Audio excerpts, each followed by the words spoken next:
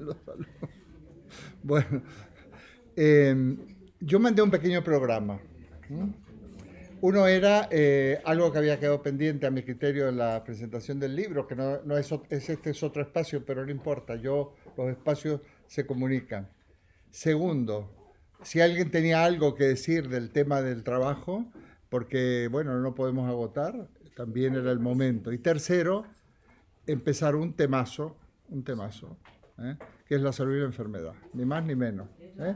Entonces, creo que traigo algunas propuestas y algunas cuestiones, y yo me imagino que habrá buena participación y debate, o sea, con unas características quizás un poco diferentes de otras sesiones. No os preocupéis si no terminemos hoy, porque continuaremos la semana que viene si es necesario. Solamente estoy comprobando que todo se esté grabando bien. A ver, sí. Porque me he olvidado la tarjeta, he traído la cámara, pero me he olvidado la tarjeta, con lo cual yo cuando tengo que hacer operaciones relativamente complejas, no puedo. Tendría que apuntarme paso uno, coger no sé qué, luego al final coger el maletín, porque si no cojo el maletín, hasta este punto, en esto estamos, ¿eh? Así de mal. Bueno, así que nada, Teresa, no estamos solos. Bueno, a ver, la primera cuestión. Voy a ser breve. Lo único que pido, por favor, que si alguien lo invite aquí, no tenga miedo, porque al no tener cámara no puedo enfocar. Tenemos que hacer algo más artesanal. Bueno, la primera cuestión es que después de la presentación del libro, en donde nuestra amiga y compañera de andadura, Oliva, estuvo genial, ¿eh? Estuvo como yo me imaginé, ni más ni menos que iba a estar, por eso la elegí, entre otras cosas. Pero hubo un pequeño problema. No tuvimos tiempo para, realmente se nos fue el tiempo. Y en un momento dado Gabriel dice, bueno, los trabajadores de esta casa se acabó. ¿Eh? Entonces, bueno, ya sabéis que yo recibo comentarios de otros lados y todo el mundo ha coincidido en la excelente presentación de Oliva. Y sin embargo, ha habido alguna persona que me ha reprochado que yo he eludido responder las preguntas de Oliva. Entonces, ¿qué pasó? Claro, yo en la grabación no pongo, eran 1 hora 45 más o menos. Puse la mitad, ¿no? Incluso de Oliva no lo puse todo, puse lo sustancial. Y lo mío intenté armar una intervención con algo que había dicho y otros cachitos después, bueno, y ahí quedó la cuestión. Pero me gusta siempre dejar registrado porque hay gente que está esperando y demás. Bueno, todo fue bien, pero claro, si sacamos las cosas de contexto, pues claro, a mí esa crítica, yo soy sensible a las críticas, ¿eh? Porque claro, me muevo en ese mundo, un mundo un poco mediático, mini mediático. Pues no quiero dejar, como yo puse la vez pasada en un mensaje en el grupo, quiero responder brevemente, claro, las preguntas de Oliva porque fueron muy interesantes y muy pertinentes. Y segundo, porque no quiero dar la callada por respuesta, como decir, bueno, pues yo paso del tema. No, es que sencillamente no dio tiempo. ¿Eh? Los que estuvisteis ahí lo visteis. De repente se pusieron a hablar unos señores, con todos los respetos, que no habían ni leído el libro, ya me contarás. Bah, una persona con todo gusto. Soy en eso muy... Bueno, eh, espero recordarlas. La primera tenía que ver con la alusión que hacía yo a empezar la cuestión así a tope, de golpe, con la cuestión de Dios en el apartado de la pregunta por la cuestión del sentido, ¿no? Bueno, eso más o menos quedó insinuado. Hoy no lo voy a agotar, simplemente que quiero comentarlo. El libro en realidad tenía otra estructura, ¿eh? Y entonces lo que hice yo es en vez de ponerlo por otros 5 autores, puesto que el tomo 1 había 5 autores, aquí iba a poner otros 5 autores, dije, no, le voy a quitar este carácter y voy a poner unos temas y voy a más o menos jugar con estos autores en la respuesta a estos temas, que yo había elegido, se podría ver por qué motivo, pero vamos, elegí esos autores. En realidad, si os ponéis a pensar, yo elegí coincidí con algo muy tópico también, que es los filósofos de la sospecha, que son precisamente Marx, Nietzsche y Freud, ¿no? Entonces, pues esos han sido bastante claves en este segundo tomo. Y claro, el tema de Dios quedó así como de golpe, pero me reafirmo en la idea de que la cuestión de Dios tiene que ver con la cuestión del sentido y además de una manera capital. Esa es mi idea, ¿no? De una manera capital. Claro, si vemos los desarrollos que yo he hecho a lo largo de este tiempo sobre la cuestión de Dios, veréis que por un lado parezco un militante feroz del ateísmo, ¿eh? Y por otro lado, como yo siga, me van a ver mi vena mística de una manera muy peculiar, ¿no? Realmente yo soy una persona que tengo una especial tendencia a lo místico y sobre todo que me conmueve lo que yo le llamo lo sagrado. O sea, que yo critique de una manera rotunda la noción metafísica de Dios, porque creo que hace muchísimo daño, no quiere decir que yo tenga una gran, que yo encuentre muchísimo, vamos a llamarle, alimento y fuerza en lo que yo denomino lo sagrado. Por eso, por ejemplo, por otra parte, yo he sido formado en el cristianismo, un muy buen cristianismo, porque los que a mí me formaron fueron aquellos que fueron los que fundaron la teología de la liberación, o sea que tuve una suerte enorme, enorme.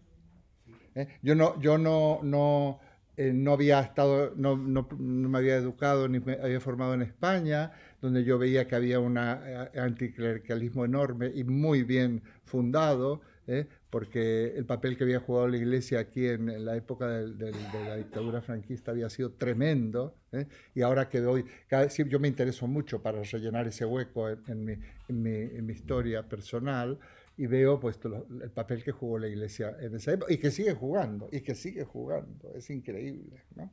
Bueno. Pero como para mí no es traumática esa formación con estos primero aquel capellán que tuve en el liceo y otro tipo de contacto con otra gente, para mí fue liberador, porque esa formación en el cristianismo me llevaba a comprometerme con la realidad social, política de Argentina. Y eso me hizo hacer experiencias muy bonitas, campamentos de trabajo de alfabetización con los indígenas, utilizando el método de Paulo Freire. Bueno, para mí fue una cosa, me hice grandes amigos, fue una cosa maravillosa. Pero como yo inmediatamente, muy jovencito, empecé a estudiar filosofía, dije, bueno, pero este Dios que es causa primera del universo, que Aristóteles lo plantea de otra manera, pero que luego el cristianismo no, el cristianismo no, ciertas desviaciones lo conceptualizan como el Dios Padre, el Dios del Antiguo, el Dios Yahvé, y lo identifican con el primer motor inmóvil de Aristóteles, o con la idea de bien de Platón, y ahí empieza el asunto, ahí se empieza el problema. A nosotros no nos interesa ni la idea de bien de Platón, aunque habría que ver qué quiere decir Platón con esto, ni el primer motor inmóvil, por lo menos desde el punto de vista de la ética o de nuestra tendencia a lo sagrado. En todo caso, será muy importante esto para la ciencia. Bueno, pues por ese motivo lo introduje, porque para mí, yo creo que como yo estoy en un contexto donde la gente cree o no cree en Dios, lo dijo Oliva muy bien cuando dice, bueno, es verdad que esto de la creencia en Dios divide a las personas, pero no solo que nos divida, es que los que creen en Dios mal tienen un problema, yo creo. Creer en Dios mal es un problema fundamental. No sé si hay algún otro problema peor. O error peor o equivocación peor, o engaño peor, que creer en Dios, ese Dios metafísico mezclado con algunas cuestiones de puritanismo decimonónico. No sé si hay algo peor, porque primero, la esperanza en otra vida, y por favor, no quiero yo entrar en las creencias individuales, pero a ver, hay salidas para todo esto. La esperanza en otra vida, en un porcentaje alto de los casos, es un elemento que nos hace resignarnos, nos impide vivir, nos hace fiarnos de que vamos a tener una segunda oportunidad y además definitiva, cosas por este estilo. Esto es un problema, ¿eh? Por favor, vivamos hoy. La otra vida no está nada clara, por no decir, en fin, es una aspiración. Pensaba precisamente esta mañana en la esperanza respecto de otro tema. La esperanza debe ser un mecanismo que tenemos de adaptación que tenemos los primates superiores en el sentido evolutivo, ¿eh? Porque la esperanza no tiene nada que ver con la lógica. La esperanza es que tenemos esperanza. ¿Cómo no vamos a tener esperanza? Entonces, no coloquemos ahí otra vida. No digamos nada de ese Dios represor que se mete en todo, ¿eh? Y ese Dios que nos ha creado culpables, ¿eh? Bueno, este es el Dios metafísico, por un lado, y el Dios bíblico mal entendido. Yo aquí voy a terminar este pequeño párrafo diciendo que el mayor obstáculo para ser un buen cristiano, y yo creo que merece la pena ser un buen cristiano, porque es de nuestra cultura, es creer en Dios, en el Dios metafísico. Ese fue. Ahora, que no es la única manera, por supuesto que no es la única manera de plantearse la cuestión en sentido, pero yo me pregunto, me gustaría ver otras formulaciones, o sea, conocer otras formulaciones, porque a lo mejor las otras formulaciones son reductibles a esta cuestión de Dios sí o Dios no, ¿eh? Si Dios no existe, todo está permitido, de Dostoyevsky. Y entonces digamos, gilsonianos y maritenianos europeos de la mitad del siglo XX decían, bueno, pero como no todo está permitido, entonces Dios existe. Bueno, esa conversión lógica es absurda, ¿eh? Porque ya sabéis que hay una conversión simple y otra per accidens. Bueno. No tiene nada que ver con que Dios exista para que esté todo permitido o no esté. No, el Dios metafísico no nos da ningún plus de felicidad, todo lo contrario. Pero, y voy a intentar terminar aquí y te voy a dar la palabra por si se quedan con las ganas. Pero claro, la lectura de Feuerbach, después de 40 o 50 años de haberlo leído por primera vez, me reafirmó en todo esto. Kant dice, la lectura de Hume me despertó del sueño dogmático, ¿no? Bueno. Estoy entusiasmado con Feuerbach, lo recomiendo. Porque Feuerbach a mí me pone lo que necesito para afirmarme en que Dios somos nosotros. Entonces es absurdo que busquemos Dios en una entelequia metafísica cuando la tenemos en nosotros, en el que tenemos nuestros hermanos, nuestros congéneres. Dios está aquí. Por favor, yo no estoy haciendo un acto litúrgico, pero Dios está aquí porque nosotros, lo divino y lo sagrado es la naturaleza. Y Dios está, la naturaleza y lo sagrado se encuentra en nuestros semejantes, que son naturaleza, y en el entorno en el que vivimos. Hoy, en el tema de la salud, estas cosas van a salir, hasta el tema de la ecología, cómo el concepto de salud ahora se amplía a esa pertenencia a la naturaleza. Ese es el sesgo que le he dado. Así que ahí está la cuestión. Yo lo recomiendo porque es que se encuentra sentido. Digamos, Descartes decía, mirad, yo voy a presentar mi propuesta.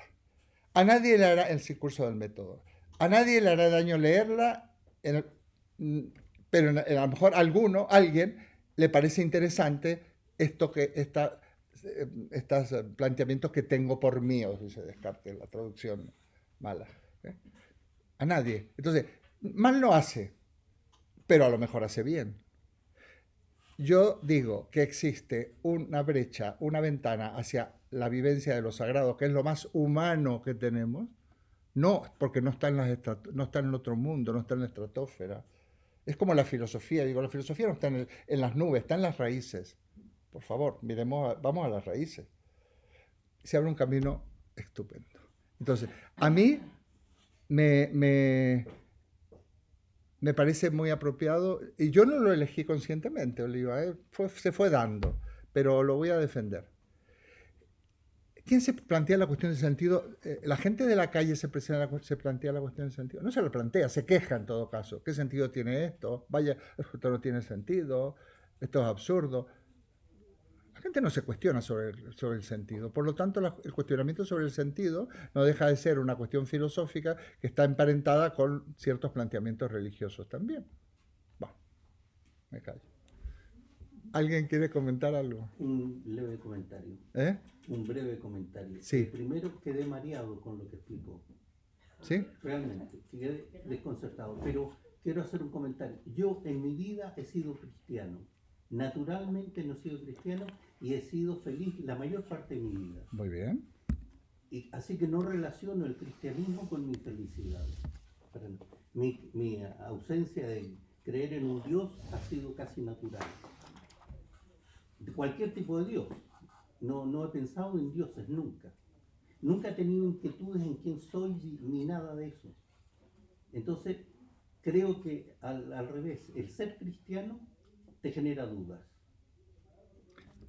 Lo supongo porque yo no lo soy, así que... Bueno, me parece muy interesante. Mira, no, el ser cristiano no te genera duda. Lo que te genera duda es tener una formación religiosa metafísica. Eso es lo que te genera duda, por un lado. Por otro lado, no hace falta ser cristiano confeso o haber tenido una formación cristiana para tener una relación con natural, con la naturaleza, valga la diferencia, y con lo semejante, y eso es sagrado. O sea, el único vehículo, no es que el cristianismo, el único vehículo para poder desarrollar lo sagrado que hay en el ser humano, lo divino. ¿eh? No es el único, también existe, por ejemplo, el budismo, otras cosas, y existe la no creencia. Digamos que los animistas del Amazonas tienen un tipo de connaturalidad con la naturaleza y no son cristianos, en ese sentido sí.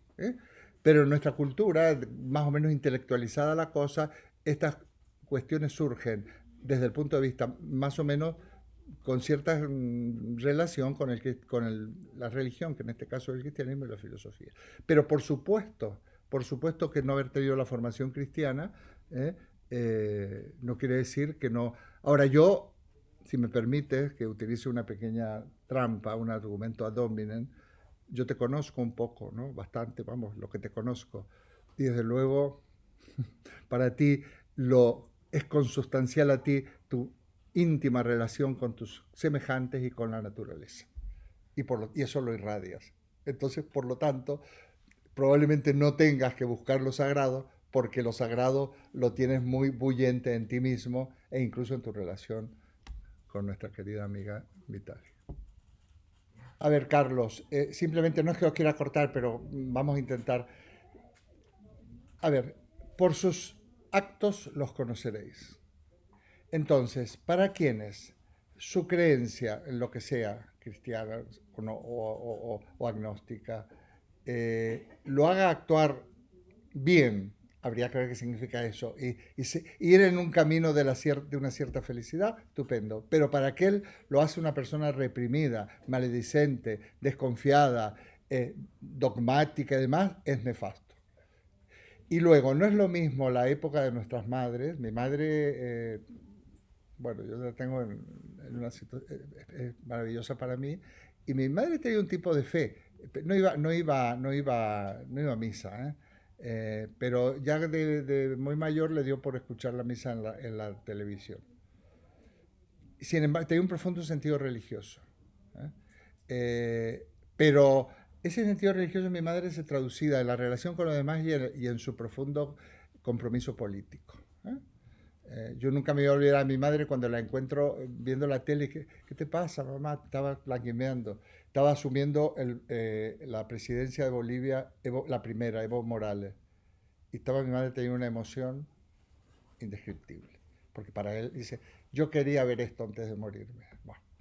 Quiero decir, y sin embargo eso lo unía porque los contextos son fundamentales, Carlos. Los contextos son fundamentales. Ernesto Cattaneo tú lo has nombrado, ¿entiendes? Esos son los nuestros, o Gel del Cámara, o Paulo Freire, o Gustavo Gutiérrez, o Enrique Dussel, o Leonardo Boff, estos son nuestros referentes.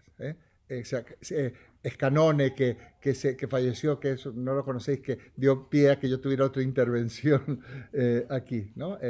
Juan Carlos Scanone, que murió con 90 y tantos años, también teólogo de la liberación. Entonces, bueno,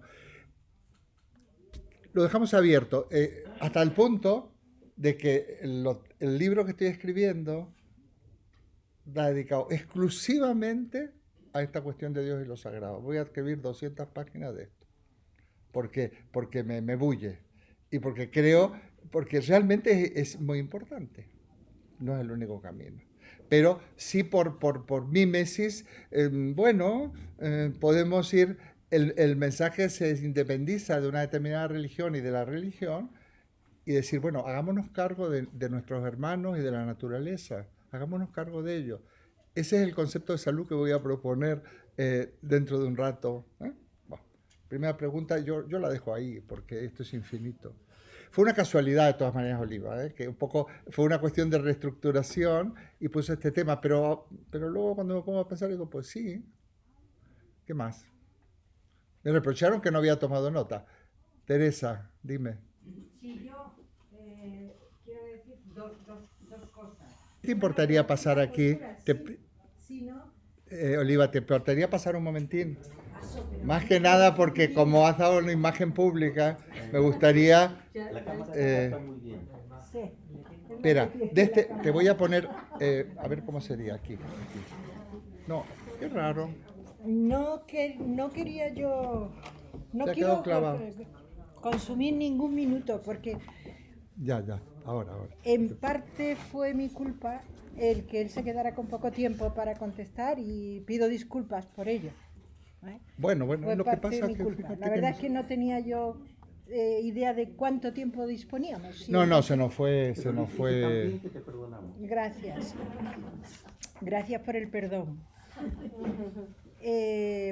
Yo preguntaba que cuando llegabas a la cuestión de la felicidad, al capítulo de la cuestión de la felicidad, volvías a retomar de alguna manera el tema de Dios y volvías a retomar la misma línea y yo decía, en la cuestión de la felicidad ese capítulo suena otra vez a cuál es el sentido de la vida, porque ser feliz tiene mucho que ver con cómo fundamentas tu vida. Y yo decía, y coges un código de respuesta que yo no pretendía rebatir en ningún caso cuáles son sus posicionamientos, sino que quería entenderlos, porque por eso le preguntaba, para entender por qué tomaba esas decisiones. Hoy me ha quedado perfectamente claro por qué tomas la decisión del capítulo del sentido de la vida.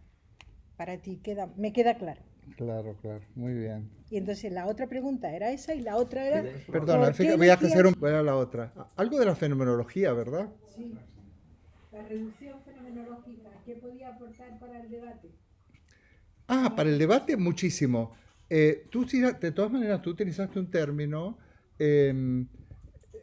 refiriéndote a lo individual, ¿no? Sí. Probablemente mi conjetura es que en psicología hay algún tipo de método o de procedimiento que se nutre de la cuestión de la cuestión fenomenológica, ¿no? Un poco, pero sobre todo estaba pensando en la concepción del número primo, cuando se hace el trabajo sobre cómo se llega a conceptualizar los números primos, ¿no? Sí. Eso es un trabajo, la reducción fenomenológica ahí necesariamente es un plano individual cognitivo, el soporte. Perfecto, muy bien. Bueno, mira, de todas maneras me parece oportuno. Seguramente te voy a salir por otro sitio, pero no importa. Mira, la reducción fenomenológica, la epogé, utilizar una palabra griega, Husserl, significa, mira, en la relación de conocimiento, ahí está la madre del cordero, es una relación entre sujeto-objeto. Sujeto que conoce, objeto que es conocido. Simplificando muchísimo, en la historia del pensamiento occidental ha habido como apostar por la preponderancia del sujeto o por la del objeto. Entonces se ha considerado que si lo que prima es el objeto, podría ser algún tipo de realismo e incluso hasta materialismo, y si prima el sujeto es como idealismo, ¿no? Está fatal, de todas maneras, caracterizado. Primero porque existe un error muy frecuente de confundir cosa con objeto. Las cosas, la res latina, de ahí viene la palabra realitas, realidad, las cosas, son los entes, la sustancia aristotélica, esas son las cosas. Por eso yo he dicho muchas veces que no es hablar mal, decir qué cosa es esto. Se dice mucho en Argentina, por contagio del italiano, pero los italianos en vez de decir qué, muchas veces dicen cosa. Cosa es questo. ¿Qué es esto? Pero dicen cosa es. Entonces, y el objeto no se identifica con la cosa. El objeto es una construcción.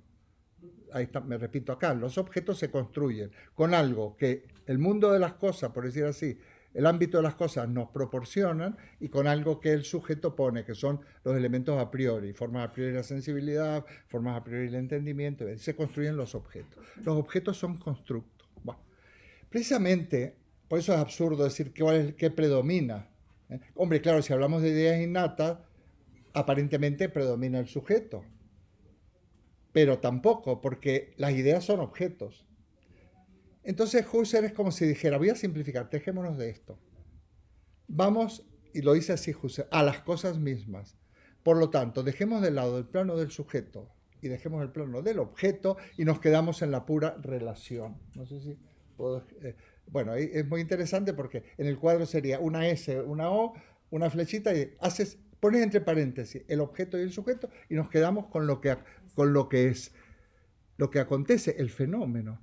Entonces, para analizar estas cuestiones, un poco sin darnos cuenta, por lo menos yo, sí que estoy utilizando, porque también soy un hijo de la época, el método fenomenológico. O sea, dejémonos de tontería, vamos a confluir. Mira, la pregunta del consenso y el disenso, que es estupenda, también es estupenda esa pregunta, y ahí sí que tendríamos que detenernos. Pero precisamente, ¿sabes cómo se puede gestionar el disenso? Porque el consenso no es una homologación dogmática y que no votas. A ver, ¿quiénes están a favor de que esto es la verdad? El 55%, pues se acabó, y lo otro que se fastidie. No es esto, es que si utilizamos de alguna manera esta actitud fenomenológica, tenemos que ver qué es lo que hay. Lo que hay es una confluencia de elementos. Mira, Ortega en esto es genial, cuando habla de las perspectivas. Nosotros tenemos distintas perspectivas, en los que estamos hablando tenemos distintas perspectivas. ¿Y dónde está aquello que antes se llamaba verdad? Precisamente en la confluencia de las perspectivas. Ortega estudia en Alemania, Ortega estudia Husserl. Ortega es, digamos, aunque no se lo ha denominado así, el representante del existencialismo y de la fenomenología en España, porque lo que pasa es que Ortega actúa en España y no en Francia, entonces por eso no se convierte en Heidegger o en tal, ¿no? Entonces, la confluencia. Nosotros, aunque provengamos de situaciones diferentes, de contextos, biográficas, de muchas cosas, podemos ir confluyendo.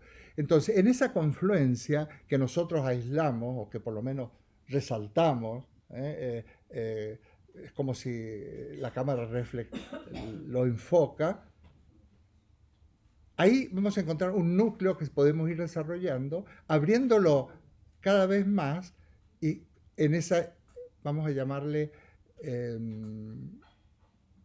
formulación conjunta de la verdad, o en esa construcción de nuestra verdad, que en todo caso siempre será nuestra verdad. Pero esa nuestra verdad, en comparación, en confluencia con nuestras verdades, conforman un poco las verdades de nuestra época.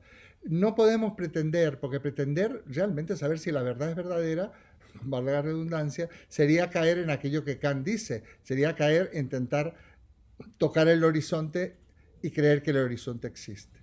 En ese sentido, la fenomenología, nosotros continuamente estamos haciendo un análisis fenomenológico, que es bastante inclusivo e interesante. Sí, bueno, no importa de qué partes tú, qué creas, que si Freud es esto o el otro, no importa. Vamos a analizar, vamos a las cosas mismas. En este caso, al fenómeno casi en el sentido más genuino de fenómena, de lo que aparece, de lo que se presenta, y vamos a analizarlo. Entonces, si nosotros, por ejemplo, utilizáramos el método fenomenológico a fondo, quisiéramos tener una sesión exclusiva dedicada a la cuestión de Dios y el sentido,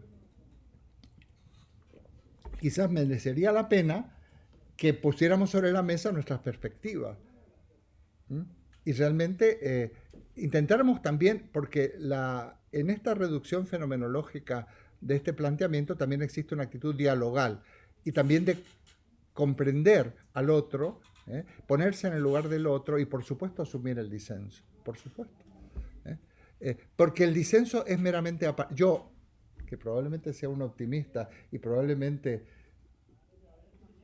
estoy muy tocado porque a pesar de todo hay algo que vale la pena y cosas que van más allá de la mera construcción de la verdad. Yo creo que en el fondo, cuando no nos ponemos de acuerdo y tenemos buena voluntad, hay un malentendido, simplemente. Hay un malentendido. Porque si somos personas de buena voluntad y estamos en un proceso de búsqueda y ponemos las cartas sobre la mesa y hacemos atracción de muchas cosas, seguramente nos vamos a poner de acuerdo. Y podríamos plantearlo por el absurdo. ¿Estamos a favor del racismo? ¿Estamos a favor de la discriminación de la mujer? ¿Estamos a y todo? No. Ah, bueno, mira. Nosotros, ninguno hay aquí que esté a favor de esas cosas. Aquí, ¿eh? Entonces, este contexto es muy interesante. En otros lugares no hay que dar nada por sentado. Nada. Basta que hablemos con la señora Álvarez de Toledo, que si viniera a este seminario, pues imagínate. Es que no vendría. No es que no la admitiéramos, es que ya no le interesa, porque lo que no se puede hacer, también lo dice esto Freud muy interesante, dice, no nos dediquemos a, mira, los que están, a hablar con los que están súper creídos de su fe, no hablemos, porque son impermeables, absolutamente impermeables, pero nosotros, como estamos aquí, somos permeables, y por lo tanto nosotros somos materia dispuesta de reducción fenomenológica. Yo creo que, aunque procedamos de situaciones distintas, vamos confluyendo cada vez más en el centro. Este es el trabajo que estamos haciendo, de descubrirnos en el diálogo, pero no solo un descubrirnos teórico, sino un descubrirnos existencial. O sea, nos estamos, a ver si utilizo una metáfora no demasiado ramplona, ayudando a vivir. Estamos viviendo en comunidad, porque es una salida. Y no digamos nada si contextualizamos esa salida en las situaciones, digamos, vitales nuestras, que son bastante similares. Entonces, esto es de un valor incalculable, multiplicador. No importa, pero y si tratábamos el tema de Dios, ¿verdaderamente tú en Dios encuentras mucho consuelo o la encuentras más en Álvaro o en Oliva o en Isabel, en Teresa y demás, ¿no? Eso es como un abstenerse, es el método fenomenológico. Y claro que no sirve. No sé no sé. Yo digo que no. Oliva? ¿Cómo te queda? ¿Te queda? A ver, siempre hay que hacer un poco una pequeña aclaración, y yo no tengo más remedio. Yo no creo que sea tan complicado. Alguna vez he dicho, bueno, yo tendría que venir con un manual, ¿no? Pero eso se lo digo a las mujeres. Bueno, yo realmente te admiro, porque y eso que sabes cómo funciona y no has leído el manual. Pero, bromas aparte, yo no estoy en el plano teórico, ni tampoco estoy en un plano irreflexivo de meras declamaciones de creencias y de ocurrencias. Pero estoy en un plano, creo que estamos situados en un plano de dinámico. Yo quisiera creer que a vosotros pasa lo mismo que me pasa a mí. Que cuando salgo de esta situación, que no es mi mérito, salimos un poco más mejores. O por lo menos reconfortados o más confundidos, pero es una confusión que nos hace abandonar lo obvio y la zona de confort. Yo quisiera creer que avanzamos como seres humanos, ¿no? En el diálogo fecundo. La palabra fecundo es muy bonita porque fecundo, verdaderamente nos fecundamos, salimos fecundados. Entonces, ¿en qué plano estamos? Yo digo, la filosofía no es pura teoría, es praxis. No me interesa conocer el mundo, lo dice Carlos París, lo toma de Marx, sino transformarlo. Y yo creo que la transformación del mundo empieza por esto. Y a mí me toca este papel. Hay otros que hacen cosas maravillosas, bueno, estupendas, que yo no sería incapaz de hacer. Yo no puedo tocar el violín, ya no como Luis, es que no lo puedo tocar como nada, ni como un crío. No puedo tocar el violín, Lo utilizaría para, a lo mejor me haría un macetero con un violín. Y sería muy, muy, muy estético poner un violín ahí con una planta que le sale. Soy incapaz de saber ni siquiera qué es un violín. Y qué puede ocurrir con ese lenguaje de los violines. Es una cosa que me sobrepasa. Es una negación total. Soy un negado. Pero esto es lo que... Mi violín que yo toco es este, ¿no? Bueno. Yo a veces estoy seguro que me suben las pulsaciones cuando intento explicar esto, porque se trata de explicar sin adoctrinar. Se trata de creernos en lo que estamos haciendo. Esto es filosofía, en acto. Lo primero, a mí siempre me gustó recurrir a los clásicos, porque no están explotados casi nada. Pero cuando digo los clásicos, puedo decir Parménides, y puedo decir Platón, y por supuesto digo Kant y Descartes, y por supuesto Marx y Freud. Es increíble a veces olvidarnos de los clásicos. El asunto está, Carlos, y lo que lo estamos diciendo, esto ya lo hemos comentado un poco la semana, es muy sencillo. Mientras la manera de distribuir la riqueza y de gozar de ella sea a través de unos bonos o de unos papelitos o de unos números en el ordenador que se llama dinero, somos todos prescindibles. Pero claro, ya Marx dice que el salario es injusto sea cual sea. Marx no está diciendo que hay que ganar bien, está diciendo que hay que suprimir el salario. O sea, que habrá que suprimir, y eso lo explica desde el punto de vista de la economía. Yo no soy economista. Otras maneras, no volvemos al trueque ni a las ollas populares, pero desde luego es perverso el sistema que tenemos para distribuir la riqueza y para gozar de los bienes de la naturaleza y de la sociedad. Y ahí está el problema. Entonces no es prescindible nadie, porque como sigamos así vamos a ser prescindibles todos, absolutamente todos, que el 20%. Con casi nada, no digamos nada si evoluciona la inteligencia artificial. Entonces, yo sigo pensando que todavía tenemos que los clásicos nos están dando dos respuestas. O sea, en la injusticia del salario. Ahora, que eso es pura filosofía, bueno, es pura filosofía, pero es el culpable. O sea, en los países que se dan el lujo de poder por lo menos plantearse, como Suiza, o de que si la gente elige trabajar y no trabajar, es porque por lo menos han entendido que esa acumulación de riqueza que tiene el Estado, el Estado como abstracción de la sociedad, se puede repartir de otras maneras, y ya está. Y en todo caso podría haber una economía mixta con que aquellos que quisieran trabajar para todavía ganar más, pero esto ya está, somos todos prescindibles. Entonces este planeta y nuestra civilización pues se tiene que ir al garete, porque si somos prescindibles, el tema. Entonces, el tema es, a ver, para poder realmente saber si un sistema o unas explicaciones filosóficas están perimidas, hay que estudiarlas, porque vamos a encontrar más respuestas de las que nos imaginemos, incluso en Platón, por supuesto en Freud, en Marx y en Nietzsche. Hay que meterse a ello, porque no vaya a ser... Qué fácil es decir, esto ya se ha pasado, estamos en otra época. Bueno, la tarea de las personas que estudiamos es precisamente poder extrapolar y decir, bueno, es como decir desde el punto de vista moral, que hubiera dicho a los que les guste la figura de Jesús, ¿qué haría Jesús ahora? ¿Quién sería Jesús? ¿Quién lo crucificaría? ¿Dónde lo justiciarían a Jesús? O ¿qué diría Platón ahora? ¿O qué diría Campanella? Que además nos está dando todas las soluciones. Campanella ya en ese pequeño y simpaticísimo texto nos da las soluciones para que no seamos prescindibles. Y hay que dejar que haya vagos. Pero claro, en la época de Campanella todavía la única manera de conseguir el sustento era mediante el salario. Pero ahí lo dejamos. Quiero decir, de aquí cuando termine el curso haremos una evaluación y bueno, ¿qué hacemos el año que viene, el curso que viene, si todavía queremos seguir? Y tendremos que bien meternos en estas cosas. Sí, vamos a ver. Perdón, Yo digo, Carlos. dos palabras. Digo prescindible. Sí. Las personas son prescindibles en el sistema capitalista. Claro.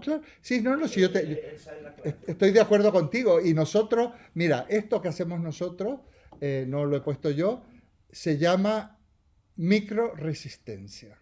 Y me ha llegado el término por dos vías. Michel Onfray, del norte de Francia, y Cusicanqui de Bolivia. Y no tienen seguramente conexión entre ellos. Entonces ella sale de la universidad, porque la echan a Cusicanqui, y funda unas comunidades de microresistencia que no solo trabajan en telar, sino que discuten, y el tema de la mujer es muy importante, porque las tejedoras son mujeres, tejedoras son mujeres, no hay tejedores. Y entonces lo toma como ejemplo. Esto es una microresistencia, somos resistentes, esta es la resistencia hoy en día.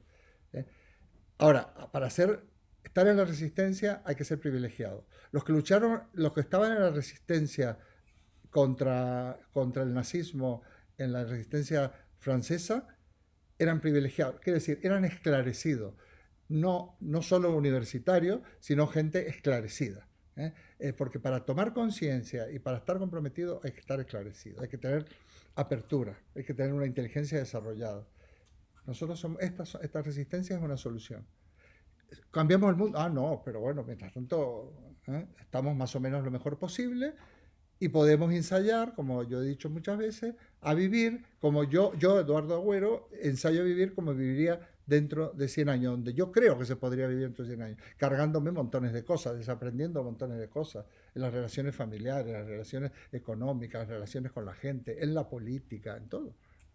Bueno, hay que leer a Maquiavelo. En política, fíjate, este clásico no está explotado porque lo hemos tildado de maquiavélico a Maquiavelo y nos lo hemos cargado.